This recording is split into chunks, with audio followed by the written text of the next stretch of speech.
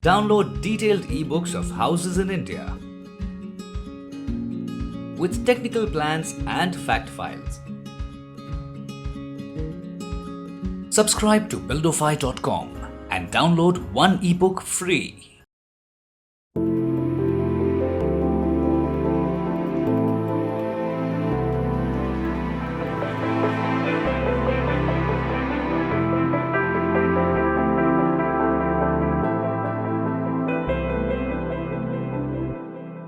I'm Pinkish Shah of S plus PS Architects, which I co-founded with my partner Shilpa Gore Shah about 20 plus years now.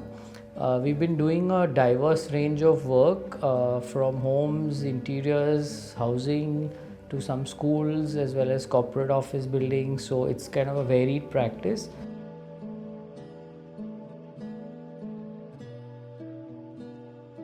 Client is a chartered accountant by training, but he runs a large business operation out of Belapur, and the family has been known to us for a long time. I think the challenge for us was that how do you bring a large multi-generational family together?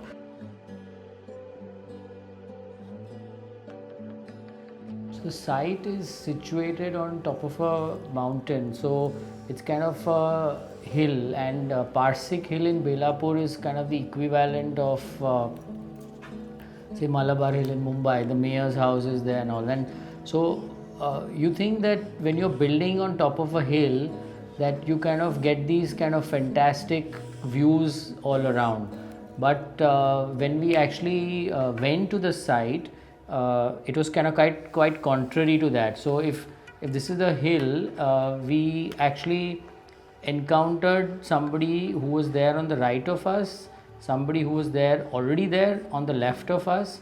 So I think the natural kind of thing that evolved was somehow to figure out a way to look inward.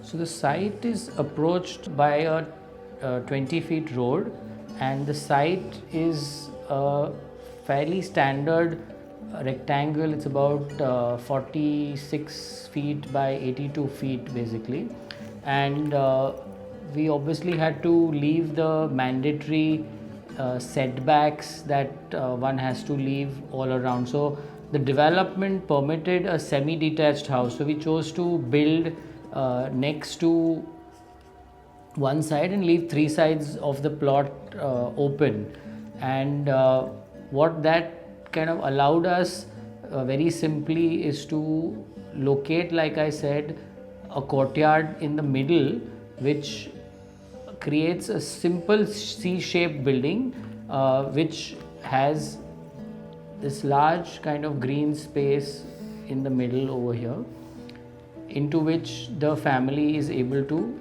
come together within. So if you look at it on a floor wise kind of basis, what we did is the ground floor we primarily designed like a kind of entry and service floor. So what happens is that right at the entrance we have the ability to park 3 cars over here. There is an entrance which kind of leads you to a thin linear lobby which is fairly dark, and that was part of the kind of experience that we kind of desired. There's an elevator which goes right through, and there's a staircase, a single flight staircase that actually kind of takes you up. There is one smaller bedroom at the back over here which is able to spill out into a garden over there at the back, which is what the setback was. We've created a smaller green area in the front as well, which is what the puja room actually looks out into, which is actually like this small circular drum that's kind of been made in glass. The remaining portion at the back is actually services. What we've also done on the ground floor is to build a large rainwater harvesting tank here, which is actually just underneath the courtyard. So this entire courtyard is a 50,000 liter rainwater harvesting tank which collects all the water that is drained off the roof.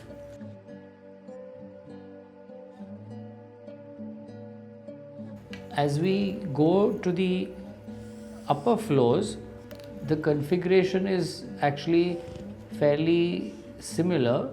That's the green kind of courtyard on the top, where we've kind of planted a tree, etc. As well as on the first floor, we've created a thin linear lap pool basically, which is at the upper level, which is able to be enjoyed by the master bedroom. And there is a staircase that leads you from the ground floor into the courtyard directly.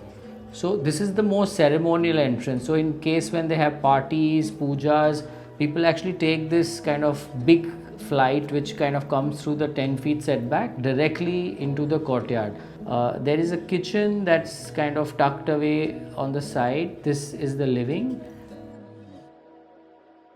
Like I mentioned, there is an elevator here, and then there is a staircase that kind of connects the two. And then there is a set of toilets. There's a master bedroom toilet here, and there's a powder room, and this becomes the master bedroom space over here.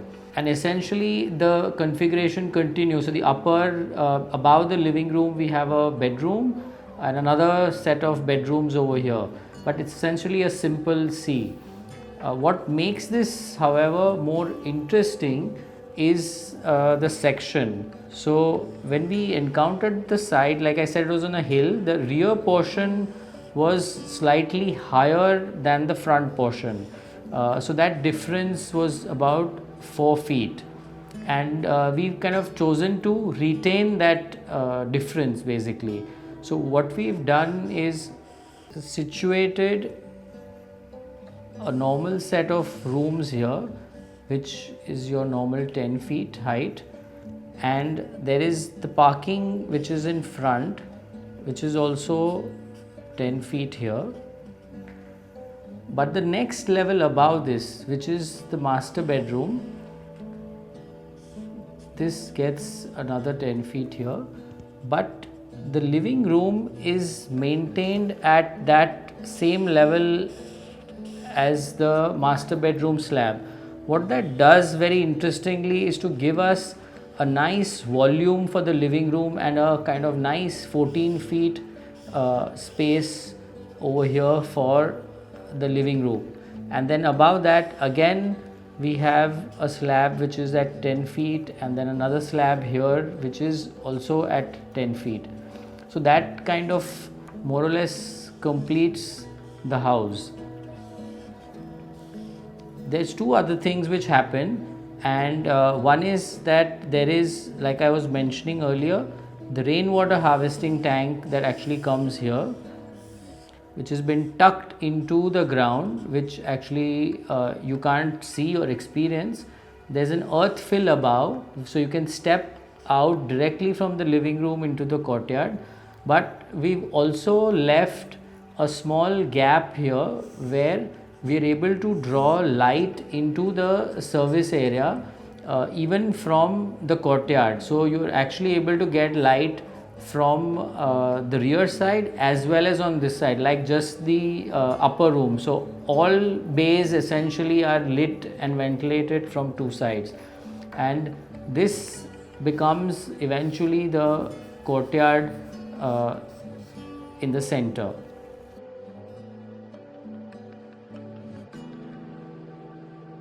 The house is called Collage house, and it's actually a kind of aggregation of various different materials, and the question has always been that what kind of holds this multiple sets of materials and methods through which it is constructed together. And for us it was actually this idea of a frame which we actually designed, which is in concrete. So the frame is actually rough on the outside, which is kind of an aggregate plaster which we've used. So this is kind of the front elevation I'm drawing. So there's a frame that kind of contains all this mess. As we kind of go further down towards the courtyard, you get the same frame which actually is held only on one side, and the top kind of peels away. So that's kind of what the profile of the house would be. And the third bay at the back, the frame actually continues, but in a slightly kind of different profile. So it kind of comes and it kind of turns around like this. So the profile or the section of the frame is actually kind of transforming as it goes along the house. And if one actually has to look at this a little three-dimensionally, and the frame is of course extruded, so it has depth over here. This is the staircase bay where we actually peel that bit and kind of fold it around. So what we were searching for is actually a single device that is able to structure and hold the entire house together. And then the frame actually, like I mentioned, comes back and folds back onto itself over here. And then we have these cutouts so that you can get light down into kind of the place of the pool below over here. So there's a lot of play that happens within the frame, but the frame is kind of the whole armature that holds the whole building together. And it's finished in smooth concrete inside and rough aggregate plaster outside.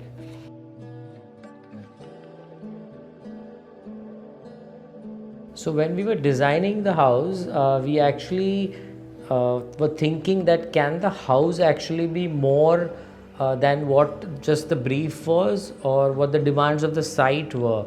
And we thought, can architecture have the ability to actually address kind of larger concerns of society? And one very important thing, I think, which is very relevant to our times is the amount of waste that we are producing as a society. So I think the whole idea of the house is driven around the idea of reusing waste, where we've taken things like old windows, doors, which are kind of collaged together in this kind of very random patchwork like technique onto the front facade. But it's also kind of contrasted with something very new like the polycarbonate right next to it, or the kind of blue of the glass balcony that kind of pops out. Similarly, inside you will see this kind of tending to go through right across the house, where we've used waste stone slivers which you kind of find on the back of construction sites or in stone yards, and kind of reuse those into cladding a wall. We've used leftover pieces of pipes which we've kind of created a pipe wall out of metal. Similarly, there's a patchwork of metal plates that actually clads a wall, and this is taken right into the interior, where we've used chindi, which is like waste fabric, which is actually used for one of the chairs. There's actually blocks which you use for printing, which were actually kind of not being used anymore, which we've used as an element within the bedroom. So there is a continuity of thought right across the project, and to take some of these ideas from the big scale to the smaller scale.